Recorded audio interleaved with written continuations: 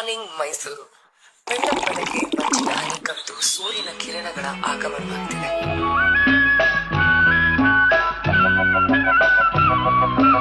ನಿಂಗಾಗಿ ಹೇಳುವೆ ಕಥೆ ನೂರನು, ನಾನಿಂದು ನಗಿಸುವೆ ಈ ನಿನ್ನನು.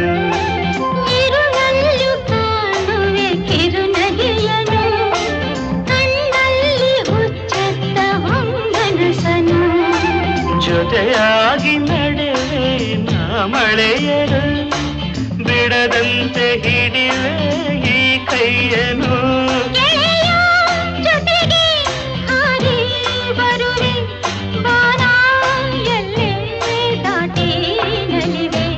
ಲಲಲ ಲಲಲ ಲಲಲ ಲಲಲ ಲಲಲ ಲಲಲ ಲಲಲ